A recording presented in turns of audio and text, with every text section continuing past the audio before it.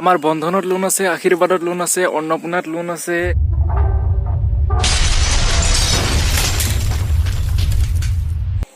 গাঁৱে গাঁৱে প্ৰচলিত বন্ধন, আৰোহণ, উজ্জীৱন, এল&টি, অন্নপূৰ্ণা এইবিলাকত কি কিস্তি দিব নালাগে নেকি?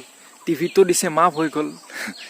চাওক, সত্যৰ সন্ধানত সদায় দৌৰিব। এই ভিডিঅ'টোত মই আপোনালোকক ক'ম কোনটো সত্য কোনটো অসত্য। চ' ভিডিঅ'টো ভালকৈ চাওক। কিস্তি দিব লাগিব নে নালাগে, ৰিজাৰ্ভ বেংকে কেনেকুৱা নিয়ম দিছে, সকলো আপোনালোকক বুজাই আছোঁ। বন্ধন, RGVN, অন্নপূৰ্ণা, আশীৰ্বাদ, এল&টি, নৰ্থ ইষ্ট এইবিলাক সাধাৰণ কথা। আজিকালি চবৰে এটাত নহয় এটাত লোন থাকে। এতিয়া মেইন কুৱেশ্যনটো হ'ল এই কিস্তিবিলাক আমি উভতাব লাগিব নে 3 মাহ আমি কিস্তি নিদিলেও হ'ব। চ' আজি মই ভিডিঅ'টোত আপোনালোকক তাকেই ক'ম যে আমি 3 মাহ লোন দিব লাগিব নে কিস্তি নিদিলেও হ'ব। চ' বলক ভিডিঅ'টো আমি আৰম্ভ কৰোঁ। 27 মাৰ্চ 2020 তাৰিখে ৰিজাৰ্ভ বেংক অফ ইণ্ডিয়াই তেওঁলোকৰ ফালৰ পৰা এখন নথিপত্ৰ উলিয়াই দিছে, য'ত নেকি কোৱা হৈছে কি লোন মাফ হ'ব নে লোন দিব লাগিব। চ' আমাৰে কিছুমান মানুহৰ ডাউট হৈ আছে, আমি কি কিস্তি দিব লাগিব নে কিস্তি নিদিলেও হ'ব। চ' সেই RBIৰ যিটো নিৰ্দেশ তাৰ ওপৰতে বিস্তৃত বহলভাৱে আলোচনা কৰা হ'ব। চ' আপোনালোকে ভিডিঅ'টো অসমখনৰ গোটেইবিলাক মানুহ শিক্ষিত হয় যদিও প্ৰায়ভাগ মানুহ আপোনাৰ চাকৰিয়াল নহয়, যাৰ কাৰণে সিহঁতে কেৰেলা, বেংগলোৰ আদি এইবিলাকত কাম কৰিব যায়। চাওক, কিছুমান ল'ৰা আছে যিবোৰ নেকি বিয়া পাতি কেৰেলা, বেংগলোৰত থাকি সংসাৰ চলাই আহিছে, বা কিছুমান ল'ৰা আছে চাকৰিয়াল যিবোৰ নেকি বৰ্তমান ঘৰত বেকাৰ বহি আছে কৰোণা ভাইৰাছৰ কাৰণে, যাৰ কাৰণে সিহঁতৰ ইনকাম চ'ৰ্চ কমি গৈছে। চ' সিহঁতৰ অৰ্থত আৰ্থিকভাৱে দুৰ্বল হৈ পৰিছে। চ' তেওঁলোকৰ মনত এটা কুৱেশ্যন আহি আছে যে আমি কিস্তিবোৰ কেনেকৈ দিম, বা আমি বন্ধনৰ কিস্তি আছে কেনেকৈ মাৰিম, RGVNৰ কিস্তি আছে কেনেকৈ মাৰিম, বা অন্নপূৰ্ণাৰ কিস্তি আছে কেনেকৈ মাৰিম। চ' মই আপোনালোক কৈ আছোঁ এইটো কি কৰিব লাগিব, কি কৰিব নোৱাৰিব, বা ৰিজাৰ্ভ বেংকে কি নিয়ম দিছে, MFIN কি নিয়ম দিছে। চ' বলক, প্ৰথম কথা, ৰিজাৰ্ভ বেংক অফ ইণ্ডিয়াই আপোনাক 3 মাহ কিস্তি নিদিবৰ কাৰণে আহ্বান জনা নাই। 3 মাহৰ কাৰণে আপোনাৰ মৰিটৰিয়াম পিৰিয়ড দিছে, হৈছে ঋণ স্থবিৰতা পিৰিয়ড, যাৰ নেকি ইনকামত প্ৰব্লেম হৈছে। চ' সিহঁতে কি হয় 3 মাহলৈকে কিস্তি নিদিয়াকৈও থাকিব পাৰিব। কথা, এই মৰিটৰিয়াম পিৰিয়ডটো আৰম্ভ হ'ব 1 মাৰ্চ 2020ৰ পৰা 31 মে 2020লৈকে, অৰ্থাৎ 3 মাহ সময় আপোনাক চৰকাৰ ৰিজাৰ্ভ বেংক অফ ইণ্ডিয়াই দিছে। আপোনাক কোৱা হোৱা নাই যে ঋণ মাফ হৈ যাব। চ' এই 3 মাহৰ কাৰণে আপুনি প্ৰয়োজনত পিছত সুতো দিবলগীয়া হ'ব পাৰে। ধৰি লওক আপোনাৰ ঋণৰ সময়সীমা আছিলে 1 জানুৱাৰী 2020ৰ পৰা জুনলৈকে। চ' তেতিয়াহ'লে আপুনি 3 মাহ সময় বেছি ল'ব পাৰিব, ছেপ্টেম্বৰলৈকে আপুনি সময় 3 মাহ মৰিটৰিয়াম পিৰিয়ড, যিটো ঋণ স্থবিৰতা সময়, এইটো আপুনি ল'ব পাৰিব। কিছুমান মানুহৰ মনত ডাউট আহিব যে মই এই ঋণ যিটো স্থবিৰতা মৰিটৰিয়াম পিৰিয়ড এইটো ল'ব লাগিব নে নালাগে। চাওক, মই এষাৰ কথা কওঁ, যদি আপোনাৰ ইনকামৰ ক্ষেত্ৰত এফেক্ট পৰা নাই বা ইনকাম আপোনাৰ চলি আছে, তেতিয়াহ'লে আপুনি ঋণ স্থবিৰতা যিটো সময় এইটো আপুনি ল'ব নালাগে, অৰ্থাৎ কিস্তিবোৰ দি থাকক। যদি আপুনি ঋণ স্থবিৰতা সময়টো ল'ব বিচাৰিছে বা আপোনাৰ ইনকামত বাধা জন্মিছে বা ধৰি লওক পইচাৰ অলপ অভাৱ হৈছে, তেতিয়াহ'লে আপুনি ঋণ স্থবিৰতা সময়টো ল'ব পাৰে। ঋণ স্থবিৰতাৰ সুবিধা কি হ'ব? চাওক, 31 মে'লৈকে যিটো ঋণ স্থবিৰতা দিয়া হৈছে, মাৰ্চ, এপ্ৰিল, মে', চ' এইখিনি সময়ত যদি আপুনি কিস্তি নিদিয়ে, পইচাখিনি যদি আহাৰ বা ঔষধ এইবিলাক কিছুমান ভাল কামত খটুৱায়, চ' তেতিয়া আপোনাৰ কি হ'ব, প্ৰেছাৰ নাথাকিব যে মই এইখিনি পইচা দিব আছে, বা 3 মাহ আপুনি অলপ বিনা প্ৰেছাৰত থাকিব পাৰিব ন। কুৱেশ্যনটো হ'ল, ঋণ স্থবিৰতা সময় ল'লে মই কি বেছিকৈ সুদ দিব লাগিব নেকি? চাওক, প্ৰত্যেক কোম্পানীৰে কিছুমান নিয়ম আছে। চ' যদি কোম্পানীয়ে আপোনাক কয় যে এইখিনি সময় দিয়াৰ বিনিময়ত আপুনি বেছিকৈ সুদ দিব লাগিব, হয়, আপুনি নেক্সট সুদ। পিছৰ কুৱেশ্যনটো হ'ল, আপোনাৰ ঋণ স্থবিৰতাৰ যিখিনি সময়সূচী এইখিনি কিবা পৰিৱৰ্তন হ'ব নেকি?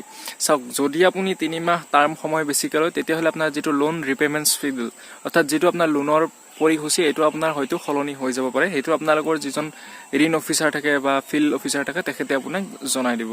কুৱেশ্যনটো হ'ল, আপোনাৰ যিটো লোনৰ দামত যিখিনি আপোনাৰ সুদ আহিব, এই সুদখিনি দিয়াৰ আপোনাৰ কেনেকুৱা ধৰণৰ সুদখিনি আপোনাক দিব লাগিব কোম্পানীবিলাকক। চাওক, প্ৰত্যেক কোম্পানীৰ বেলেগ বেলেগ ধৰণ থাকে। চ' মই হ'লোঁ আপোনাৰ অন্নপূৰ্ণা ফাইনেন্সৰ এজন কৰ্মচাৰী। চ' আমাৰ দিয়া প্ৰচেছটো হৈছে, আপুনি কি কৰিব লাগিব, প্ৰত্যেক মাহে মাহেও আপুনি দিব পাৰে, বা যেতিয়া নেকি আপোনাৰ ঋণ স্থবিৰতা অৰ্থাৎ মৰিটৰিয়াম পিৰিয়ড শেষ হ'ব তেতিয়াও আপুনি দিব পাৰে, বা যেতিয়া নেকি আপোনাৰ লোন ক্লজিং হ'ব তেতিয়াও আপুনি এই যিটো এক্সট্ৰা পে'মেণ্ট হয় সুদ 3 মাহৰ, চ' লোন স্থবিৰতাৰ ইয়াৰে আপুনি দিব পাৰে লাষ্ট মাহত। তাৰ পিছৰ কুৱেশ্যনটো হ'ল, আপোনাৰ লকডাউন যিখিনি সময় বা এই যিখিনি মৰিটৰিয়াম সময়, এইখিনি সময়ত কিস্তি নিদিলে আমাৰ কিবা ৰেকৰ্ড বেয়া হ'ব নেকি বা কিস্তি যে আমি দিওঁ যিটো আমাৰ ক্ৰেডিট স্ক'ৰ এইটো খাৰাপ হৈ যাব নেকি, বেয়া হৈ যাব নেকি। চাওক ৰেকৰ্ডটো আপোনাৰ বেয়া হৈ নাযায় বা ক্ৰেডিট স্ক'ৰটো বেয়া হৈ নাযায়, কিন্তু মৰিটৰিয়াম পিৰিয়ড যিটো ঋণ স্থবিৰতা পিৰিয়ড 3 মাহ যিটো RBI গাইডলাইন মতে দিছে, এই 3 মাহৰ পিছত যদি আপুনি লোনৰ কিবা খেলি মেলি কৰে তেতিয়াহ'লে আপোনাৰ যিটো ৰেকৰ্ড তেতিয়া আপোনাৰ ৰেকৰ্ডটো বেয়া হৈ যাব, তেনেহ'লে অডি শ্ব' কৰিব। তো তেনেকুৱা হয় এটা গ্ৰুপ থাকে আপোনাৰ JLG SHG এনেকুৱা গ্ৰুপবিলাকৰ কেতিয়াবা এনেকুৱা হয় যে 8জন বা 14জনী সদস্য থাকে, তাৰে ভিতৰত এজনে এই যিটো সুবিধা তো সেইটো মানে ল'ব নিবিচাৰে যে মইতো ভাল পোৱা নাই এইটো সুবিধা মই নলওঁ, মই কিস্তি দি থাকিম, বা বাকী কিছুমানে সুবিধাটো ল'ব পাৰিব নে নোৱাৰিব এনেকুৱা প্ৰশ্ন কিছুমান আহিব পাৰে। হয় আপুনি যিজন আপোনালোকৰ তাত ফিল্ড অফিচাৰ যায় তেখেতৰ লগত আপুনি যোগাযোগ কৰি ল'ব, তেখেতে আপোনাক জনাই দিব কেনেকুৱা ধৰণে এই সুবিধাটো আপুনি ল'ব পাৰে নে নোৱাৰে। একজেক্টলি আমাৰ যিটো ৰুল হয় আমাৰ মতে সেইটো আপোনালোকে ল'ব পাৰিব। কোৱেশ্যনটো হ'ল কিছুমান কাষ্টমাৰ আছে যি নেকি আপোনাৰ 2020 মাৰ্চৰ আগলৈকে মানে অডি ক্লাইণ্ট যি নেকি আপোনাৰ পইচা পে'মেণ্ট কৰা নাছিলে, তো তেখেতসকলৰ কাৰণে কি হ'ব।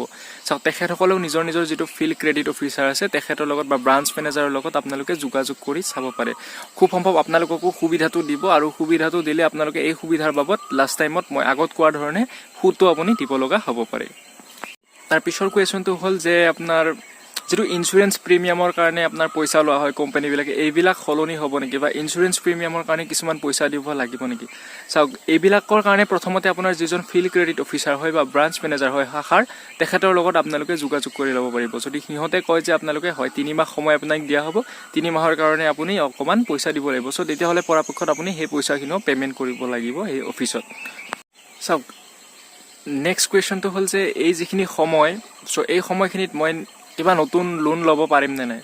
চাওক আমাৰ অন্নপূৰ্ণা ফাইনেন্সৰ ক্ষেত্ৰত কৈছোঁ এইখিনি সময়ত আপুনি নতুন লোন ল'ব পাৰিব, কিন্তু আপোনাৰ যিখিনি লকডাউন বা COVID-19 যিটো কৰোণা ভাইৰাছ আহিছে এইটো আপোনাৰ অসমত শেষ হ'ব লাগিব। ক্লাইণ্ট আছে যিখিনি হয়তো এইটো সময়ত বিৰাট বিপদত পৰিব আৰু ক'ব যে ছাৰ মোক আপোনাৰ ঋণৰ প্ৰয়োজন আছিলে, কিন্তু মোৰ বৰ্তমান ঋণ 3টা MFIৰ পৰা বা 3টা বেংকৰ পৰা লোৱা আছে, মই ল'ব পাৰিম নে নাই।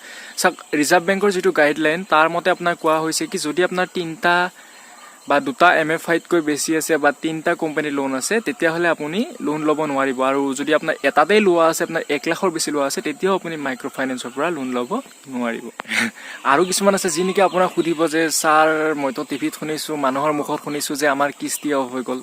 চাওক বেলেগ কথা নকওঁ, আমাৰ যিখন অসম হয় ন ইয়াত উৰা বাতৰিৰ প্ৰভাৱটো অলপ বেছি চলে, চ' সেইকাৰণে কৈছোঁ সকলো তথ্যবিলাক জানিবৰ কাৰণে প্ৰথমতেই আপুনি আপোনাৰ যিজন ফিল্ড ক্ৰেডিট অফিচাৰ বা ব্ৰাঞ্চ মেনেজাৰ তেখেতৰ লগত যোগাযোগ কৰিব, কাৰণ ঋণ দিছোঁ আমি, চ' কিস্তিটো আমাকে দিব লাগিব আপোনালোকে ন, চ' মাফ নহয় এইবোৰ। চ' আপোনাক সময় দিয়া হৈছে 3 মাহ RBI গাইডলাইন মতে, পিছত আপুনি পে'মেণ্ট কৰিব লাগিব। ছাপ'জ আপুনি যিটো ঋণ স্থবিৰতা সময় বা মৰিটৰিয়াম পিৰিয়ডটো আপুনি একচেপ্ট কৰিছে বা এই সুবিধাটো আপুনি লৈছে, তাৰপিছতো যিজন আপোনাৰ ফিল্ড অফিচাৰ হয় তেখেতে আপোনাক কিস্তিৰ কাৰণে প্ৰেছাৰভাইজ কৰিছে বা কিস্তিৰ কাৰণে আপোনাক সুধিছে, চ' তেতিয়া আপুনি কি কৰিব, প্ৰথমতে আপোনাৰ যিজন ব্ৰাঞ্চ মেনেজাৰ হয় তেখেতৰ ওচৰত আপুনি পৰামৰ্শ লৈ ল'ব। তাৰপিছতো যদি আপুনি সমাধানত ছাকচেছ পোৱা নাই তেতিয়াহ'লে আমাৰ যিটো MFIN হয়, চ' তাৰ যিটো আমাৰ ট'ল ফ্ৰী নাম্বাৰ হয় সেইটো মই ভিডিঅ'ৰ ডিছক্ৰিপশ্যনত দি দিম, তাৰ পৰা আপুনি গৈ পিনে ফোন কৰি পিনে গোটেইখিনি কমপ্লেইনছ দিব পাৰিব। ইয়াৰ বাহিৰেও যদি আপোনালোকৰ অন্য কিছুমান কুৱেশ্যন যিবোৰ নেকি মনত আহি আছে, চ' সেইবিলাক আপোনালোকে কি কৰিব পাৰিব, মোৰ কমেণ্ট বক্সত আপোনালোকে সুধিব পাৰিব, মোক গৈ পিনে আপুনি কমেণ্টছত সুধিব পাৰিব, মই সেইবোৰ আপোনালোকৰ ৰিপ্লাই দিবৰ কাৰণে চেষ্টা কৰিম। এইখিনি সময়ত আপোনালোকে কি কাম কৰিব লাগিব, চ' সেইখিনি মই কৈছোঁ। এইখিনি সময়ত মেইনলি আপোনালোকে খৰচৰ ওপৰত ধ্যানটো দিব, মানে কি হয় যিবোৰ অপ্ৰয়োজনীয় বস্তু সেইবিলাক আপোনালোকে কিনি পিনে মানে খৰচ নকৰিব আৰু অপ্ৰয়োজনীয় বস্তুবোৰ কিনি পিনে। আৰু ছেকেণ্ডলি আপোনাৰ ঔষধ, আহাৰ, কলম, বহি যিবোৰ নেকি লাগে সেইবোৰতো আপুনি কিনিব লাগিব। তো থাৰ্ডলি আপোনালোকে যিবোৰ ঘৰত মানে আৱশ্যকীয় সামগ্ৰী সেইবোৰ আপুনি ল'ব, মানে অযথা পইচা খৰচ নকৰিব আৰু পইচা ছেভ কৰিবলৈ অলপ শিকিব। চ' আপোনাৰ ভাল, সকলোৰে ভাল, মোৰো ভাল, চবৰে ভাল নিজে পইচা ছেভ কৰিলে। চ' তেনেকুৱা। চ' গাইছ এইখিনি আছিলে মোৰ ক'বলগীয়া। যদি ভিডিঅ'টো চাই ভাল লাগিলে তো তেতিয়াহ'লে লাইক, শ্বেয়াৰ আৰু ছাবস্ক্ৰাইব কৰিবলৈ নাপাহৰিব, আৰু যদি মোৰ ভিডিঅ'টোত নতুনকৈ আহিছে তেতিয়াহ'লে ছাবস্ক্ৰাইব কৰিবলৈ নাপাহৰিব।